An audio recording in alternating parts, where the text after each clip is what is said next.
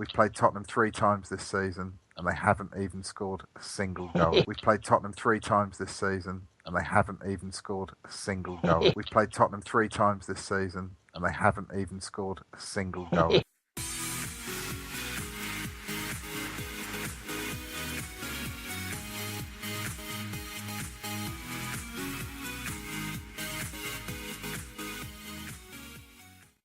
Hey party people, I've 12 here and welcome to the 20th Suburban Gooner Podcast. We have the usual gang, so hi Ben, hi Chris. Hi. Hello. And we have another special guest this week. We have Gareth from 89th Minute, and for all our safety, we also have to mention he's from the GoonerGirls Podcast. How you doing, Gareth? I'm really good, thanks for inviting me on.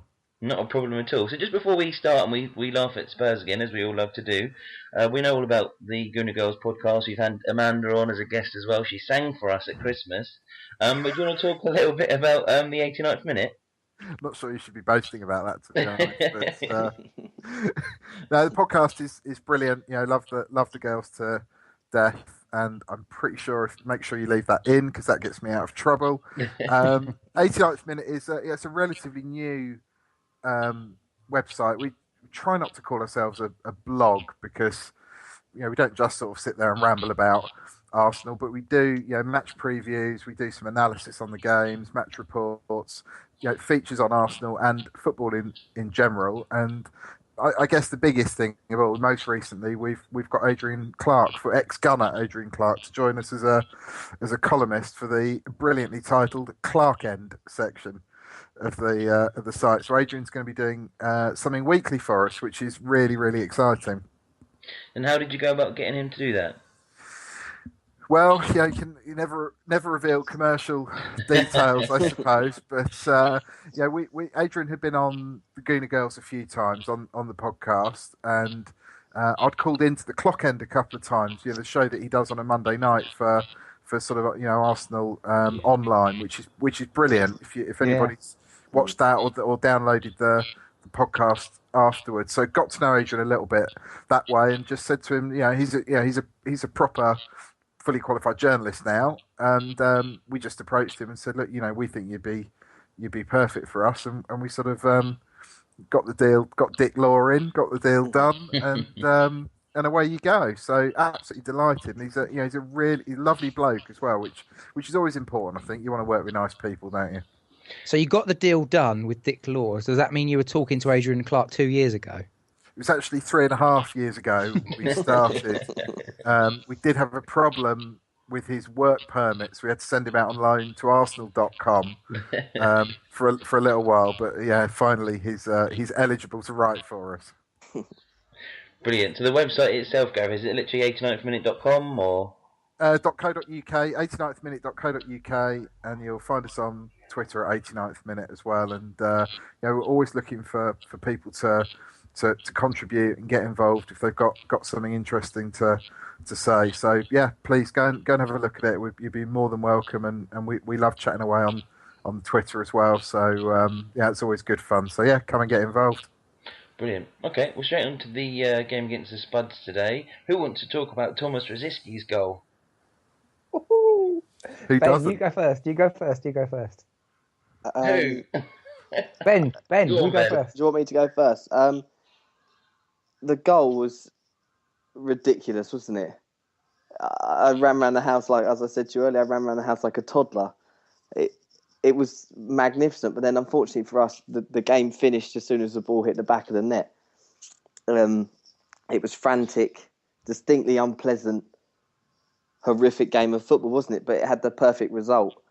Wasn't that the problem, that the game didn't finish after that goal and we had to sit through 89 Well, no, that was the minutes? problem. It didn't. So we had to sit there, didn't we? Sort of rocking backwards and forwards. But I don't know. I think the best thing about it is that I've seen us dominate teams, miss chance after chance, then lose to sort of a scabby goal, if you will.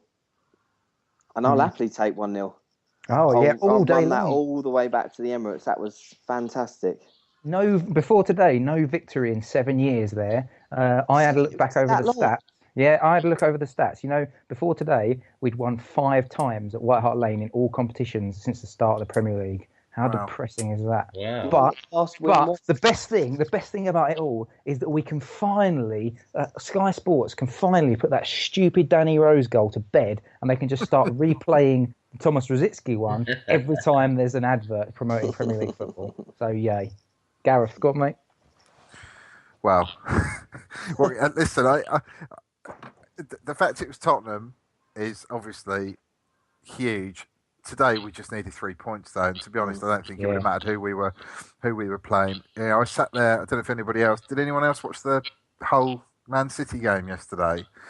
They, 10 minutes in, they get company sent off, and I'm sat there thinking, oh my god, this could be a big weekend. And actually, City won pretty easily with 10 men. So that was a bit disappointing, but a huge lift with what happened at Villa Park. Especially not just the fact that Chelsea lost, but the impact that's going to have on the game next weekend, which I'm sure we'll talk about later. But I just, you could just see that we were going into today's game, and I almost hate the cliche, but we had to win today. Liverpool had played really well at Old Trafford, albeit United were terrible, but we had to win, and actually to come out and get that goal, I know it resulted in a really painful 89 minutes, and I'm not going to keep saying 89 minutes as we go through, I promise. But yeah, I mean, that just what a start to the game. What a start. And you know what? It was painful, but I still think we created the best chances, maybe apart from the one that Shelney blocked. The Ox had a fantastic opportunity. Yeah. Podolski had a half chance in the first half as well, where he didn't even hit the target. It could have been game over, but crikey, we defended magnificently. Absolutely brilliant. Loved it. Well, I'll say that now. Didn't really love it at the time. We had Podolski was adjudged offside, and he looked quite onside as well, didn't he? As he was running through. So I think you're right. Although they had a lot of the ball, I think we created the clearer chances. Every time the opportunities count came on, theirs were kind of ahead, but the on target, we were ahead. So yeah, we had the better chances, and the defending, like you say, was brilliant, and no more so than we talk about our two centre backs and their partnership all the time, but when they were both on the line to block that shot, that was just fantastic, absolutely fantastic.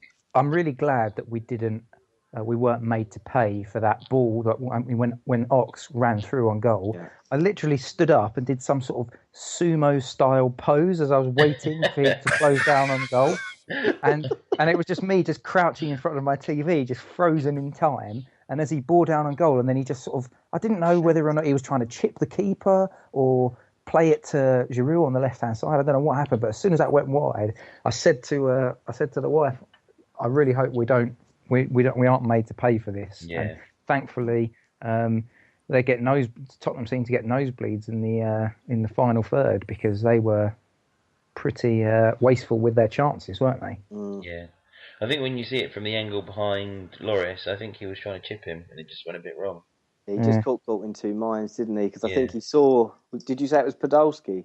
I think it was. Yeah. He caught him out the corner of his eye, and you see the way he shapes his foot, and then he kind of, as he goes through the ball, instantly his face goes, "Oh, what have I done?"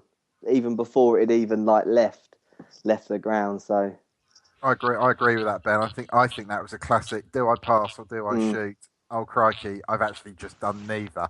Yeah. God. Yeah. Do you know what I think is interesting? Steve? I'd love to get your thoughts on this. Last season, lots and lots of people made comments about Theo Walcott can't play up top, blah blah blah blah blah. But that sort of game to me was tailor-made for somebody that can just, with pace, run into the channels and run off the last man. Because Tottenham played a high line. They were talking about it on Sky.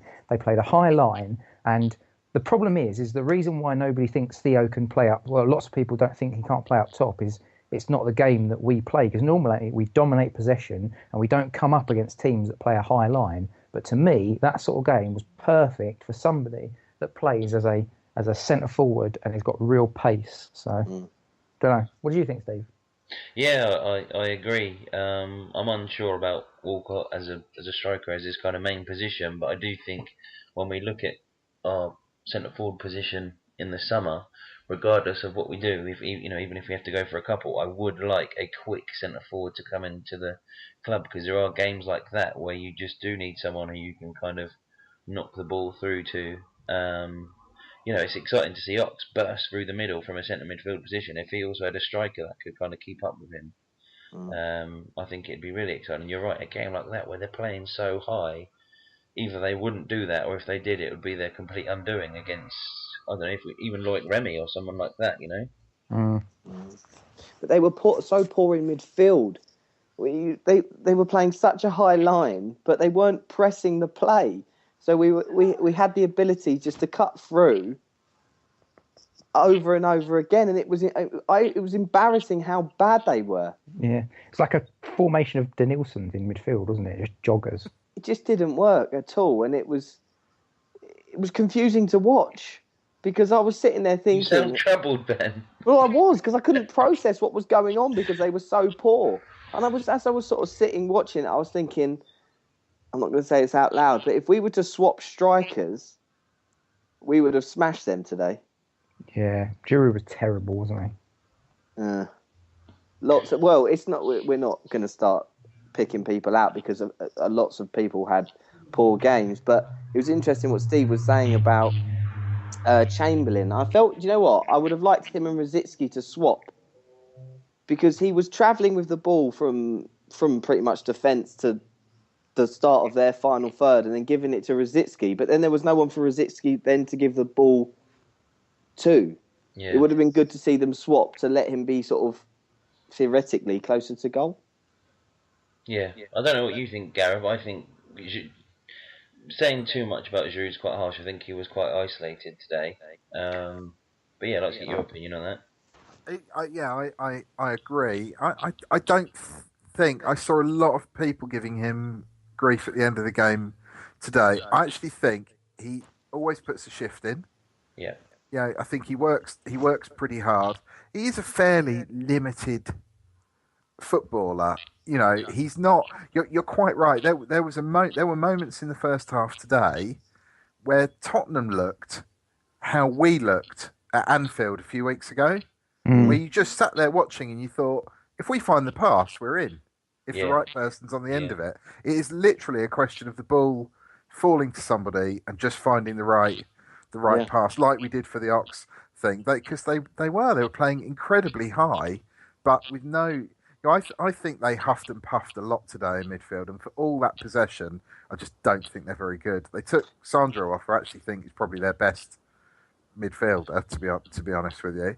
But no, I do quite like Walcott up front, and today is the sort of game that was absolutely made for him. I would potentially have argued, maybe in, sticking the Ox up there and putting a different body in midfield, just because you'd get that pace up front then.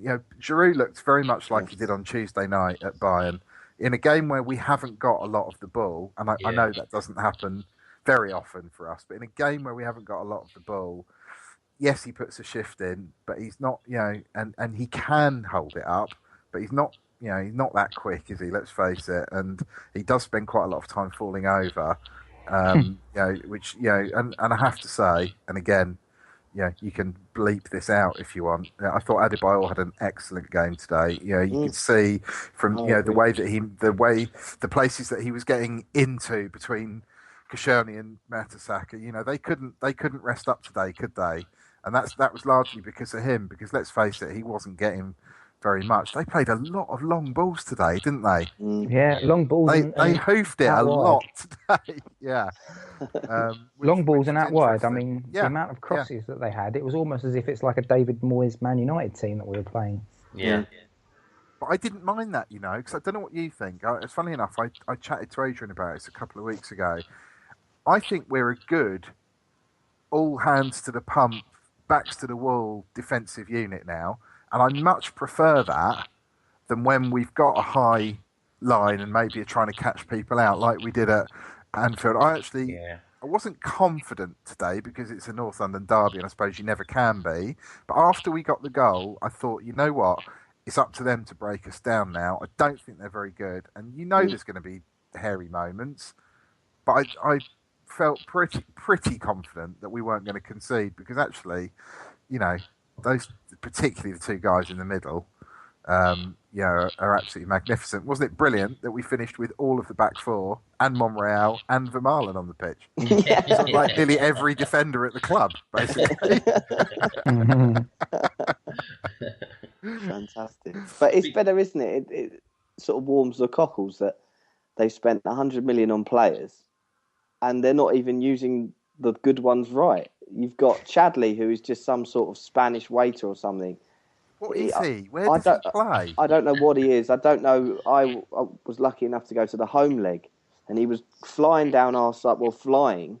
That's just the wrong word. But I think it was Jenkinson that was at right back. But he kept going past him, and instead of being more direct and going towards the goal, he was cutting back and then trying to sort of do him again, like they were sort of in the playground or something. But today he was just dire. And then you've got Ericsson, who's fantastic ball playing midfield, and they're completely bypassing him, and it's irrelevant in being on the pitch, like you said, Gareth. Matter at United, it's just they're getting to do crosses. What? I don't understand. It's just I mean, I don't know if you watched the game before today. Yeah. Matter's playing out wide. Yeah, He's having no influence on the game whatsoever, no. at all. And he just shouldn't be there. And that's what, nearly 40 million quid's worth. How much did they pay for him? 37. 37 million quid. Or whatever, and you're not. You've got him in a position where he's not influencing the play. I thought. See, I was gutted when they bought Ericsson last year because I'd seen, he came with quite a big reputation, but dare I say, it almost felt a bit sorry for him today. What I find Vertonghen doesn't want to be there either, does he? He's regressed. You can see that Massively regressed. Yeah. What I find amazing is that Tim Sherwood's post-match interview, he said that we were papering over the cracks. Well, I think he's got a crowbar to his cracks, and he's just sort of expanding them even more. I mean, I will happily take us papering over the cracks every single week for the rest of the season, please. If it means that by May we're champions and we've won the FA Cup, you can paper all those. You can paper mache those cracks up all you like. So speaking of the other games this weekend, then guys, did you catch the Chelsea game? Yeah.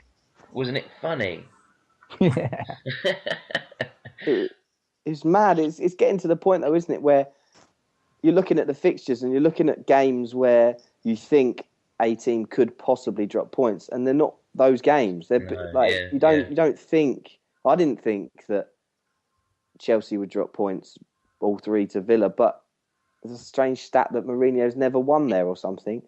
So really? It just seems to be their bogey team, our sort of Bolton.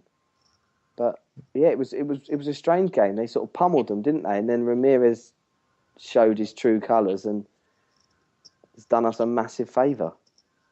Yeah, he's a good player, Ramirez, but he's got that side to him, isn't he? What did you think of the Willian sending off? I thought that was very harsh. Very harsh. That made it funnier. Yeah, it did. It added to humour. What did you think, Gareth? Yeah, I thought that probably was harsh, to be honest. But hey ho, we'll take it, won't we? Let's face it. Because we were chatting before we started recording. It's 2 yellows, so that can't be appealed. So he's out for Saturday. Ramirez is clearly out for Saturday, and bearing in mind he walked on the pitch to speak to the ref, you've got to think that there might be some extra action maybe taken against Mourinho as well. Yeah, and he kind of then he wouldn't leave the pitch either, would he? He took his time leaving, which was interesting. And he grabbed hold of some Chelsea guy in some tracksuit, didn't he? Like, walk with me, make it look like I've got some friends. Yeah. It's a really awkward moment. And he was looking over his shoulder, wasn't he? It was just, go away now. You've had enough. He was hanging on for dear life. Classic Mourinho, though, isn't it? Because he does it so that he becomes the centre of attention. Yeah. So it takes the focus off what's happened on the pitch. It is classic. Yeah, you know what? I don't know about you guys. I'm actually quite confident about Saturday's game. I think there's. Got there. I think. Yeah, Got there. I remember sitting there on a Saturday lunchtime a couple of years ago and us winning 5-3. John Terry falling over and all that malarkey.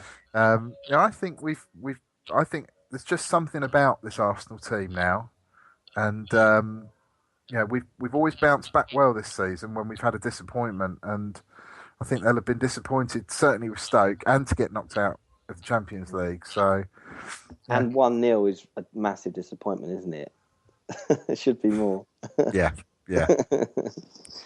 Oh, I don't know. Do you think he'll just? I think he'll just set up for a draw, though. Do you think Mourinho? Yeah.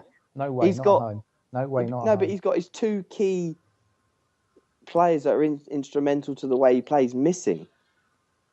He'll have Matic and Lampard in midfield, who are hardly dynamic, and then he won't have Willian, who will press. Obviously, they have Schürrle, but he's not like a starter. I think he'll sort of just put men behind the ball and try and catch us on the counter like he did at the Emirates. No, because he's been doing that all season away from home, but at home they have a confidence about them that's totally different, and the way they set up is different, and the onus and the impetus is on them to get results. Mourinho's game plan, from what I've seen this season, has been go away to the big teams, don't concede. If we can nick a goal, play like we did against Man City, then great. Nick a goal and win the game 1-0 or 2-0, whatever it is. Whereas at home, he's going for it. You just look at the United game, the Liverpool game, the Chelsea game, the Man City game. So I think he'll want to go for it against us. And it's just the scabby Mourinho hoodoo that he's got that worries me. Otherwise, I'd be a bit more confident. And the fact that the injuries are just so lengthy now for us, that's the only thing that concerns me. Like if we play, let's be honest, I think Paul Merson said it when he wasn't trying to slit his own wrists in the Sky Sports commentary afterwards. I mean, it was literally depressing. Watch it. It was like, Paul, we won. But yeah, you're an Arsenal fan. I just saw Twitter went mental. Like really, everyone really disappointed with what he was saying. Yeah, he basically said if they play like that against Chelsea next week, they'll get battered. Well, yeah, that's true, but the football is made up of lots and lots of different variables, and when you score in the first minute away from home, and knowing the defence as we've developed this season, and knowing that Tottenham are going to have to come back to us in a North London derby, it changes the variables. I don't think that if we hadn't have scored, we'd have played like that for the rest of the game, because there'd have been a desire and a need for us to go and chase the game and get the goal. So we would have seen a different Arsenal team had we not have scored in the first minute. That's just my opinion. I don't know what you think, Steve. Yeah, I agree. I think you're right. It's kind of almost subconscious, like you say, when you can defend that well and they've got to come at you if you've already kind of got that cushion. I'd like to have seen us push on, but yeah, there was no real need for us to kind of kill ourselves. Talking about injuries, did I hear right that the Ox came off because of a tight calf? Yeah, that's what I said. Oh, you're joking. So that'll be 3 months.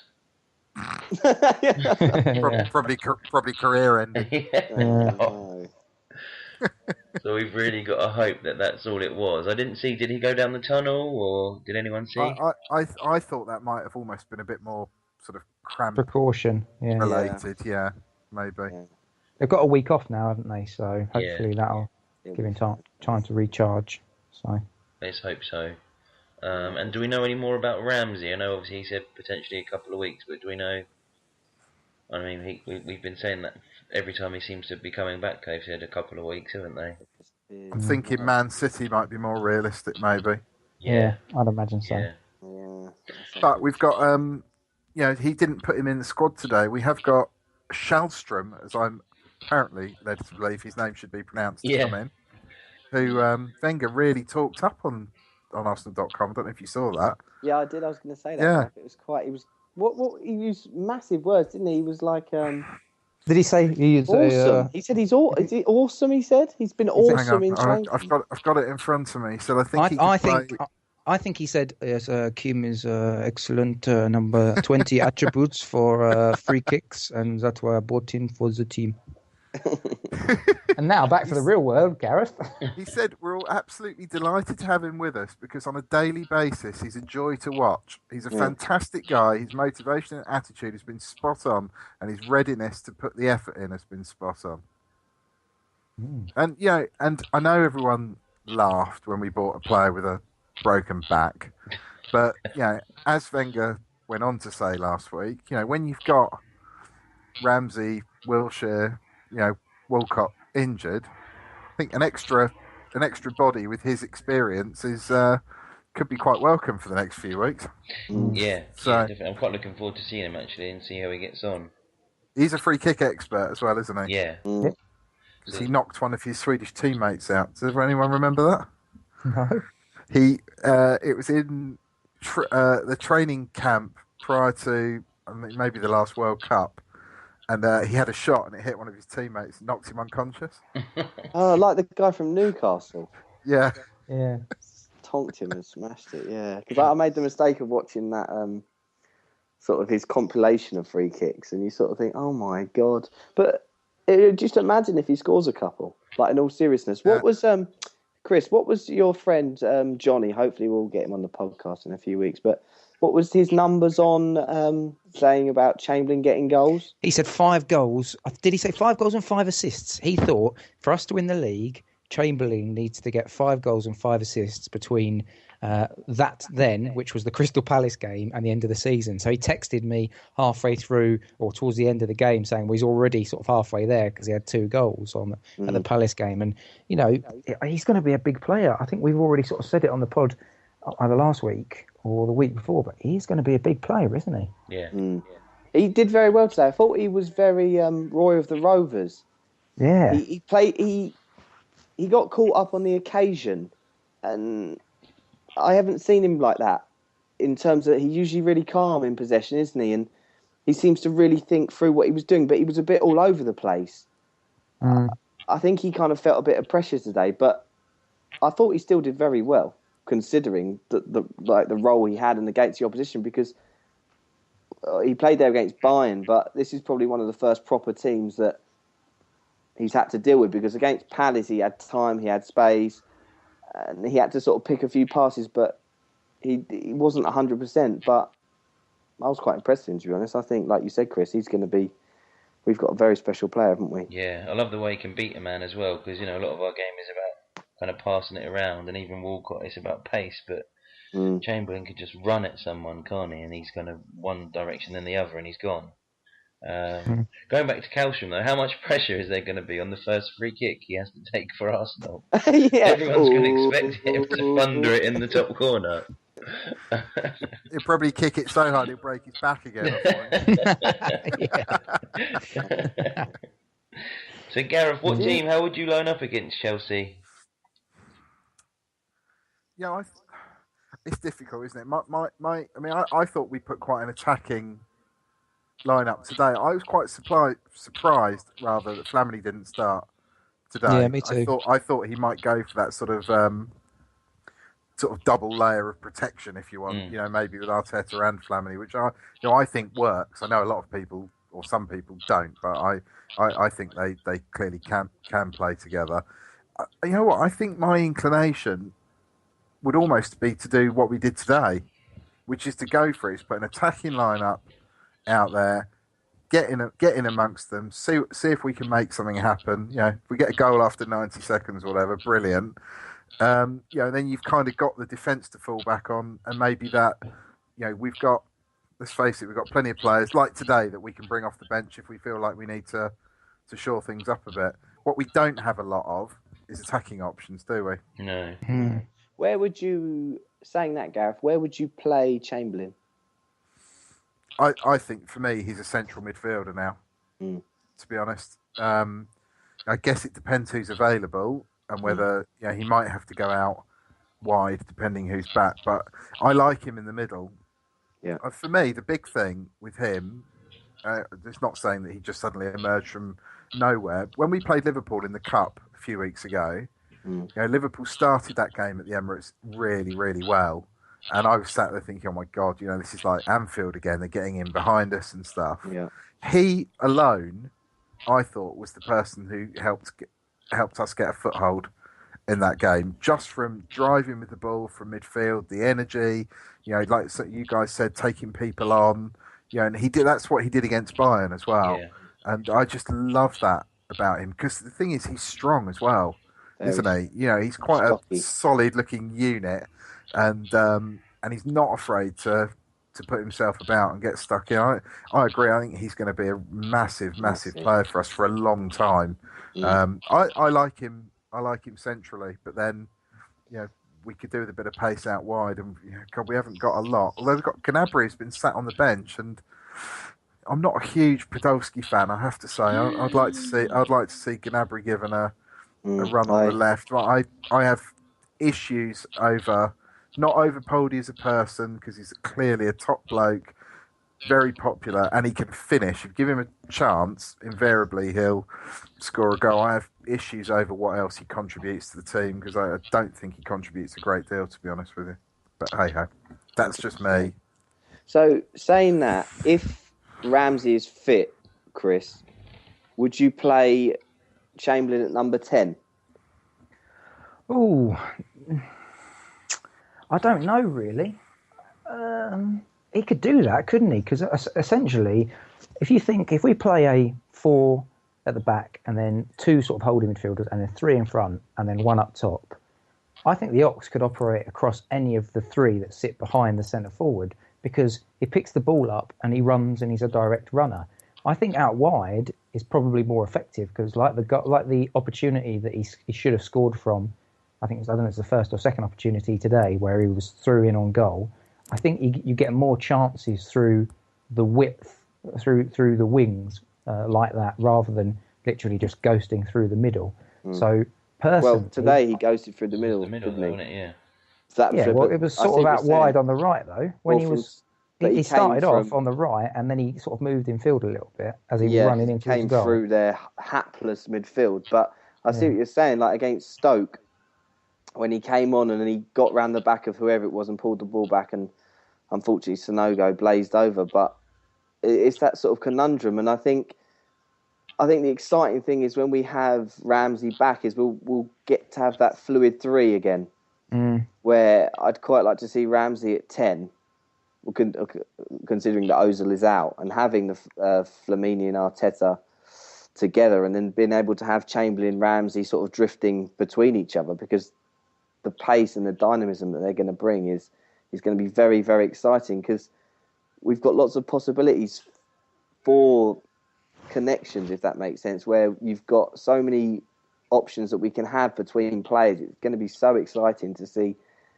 how they all sort of click together. And they've all got years as well, haven't they? I mean, if you take out Flamini, Arteta, if you mad. look at Wilshere, even Ozil, Ox, Ramsey, they're not old. No. So hopefully we've got a few years of, watching this midfield together. Yeah, it's very scary. Well, it's very exciting. Very exciting. So we're coming to the end now, guys. We've just kind of reached the half an hour limit. So what we do now, Gareth, is just ask if anyone's got any closing remarks. Chris, you usually have something to say. Whisper it quietly, but we're now 3 games into this death run, and we've won 2. We've won 2. That's what everyone's calling it, isn't it? I love it. This supposed death run, we've won 2 and drawn 1, and we've played Everton, Bayern Munich, and Tottenham. If we go for Arsene Wenger's 1,000th game, if we go to Chelsea and even get a draw, that wouldn't be the worst result in the world. And we could then look at Swansea and then City, and you pick up maximum points there, and we're in with a shout at the title. That's my closing remarks. Ben? I don't know what else I can say to that. That is marvellous. I just like to see a few mainstay players just up their performances. Giroud, I don't think he's aligned his head and his penis yet. He still seems quite distracted. Cazorla's passing was very astray. Podolski, again, just didn't see him at all until we pulled a selfie out at the end. I would just like to see... you can only get away with playing badly for so long, and we didn't play badly. Defensively, we were outstanding, but offensively and in possession of the football, I'd have liked to see us a bit better. So hopefully for the Arsenal's 1,000th game, we can go and do the unthinkable and end that Chelsea record. That'd be magnificent. Gareth? Yeah, I agree with all of that. I also agree that if we work on the basis that we're going to win all the others, I actually think 4 points from City and Chelsea would be a result. So no, I concur with all of that, and I think the only thing I'll say is that we've played Tottenham 3 times this season, and they haven't even scored a single goal again. Yes. Yeah. Oosh. Skadoosh. I think we've got to end on that. You can't get any higher than that. Thanks for coming on, Gareth. No, thanks very much for having me. I really enjoyed it. Nice one, guys. And Suburban Gooners out. See ya. Bye.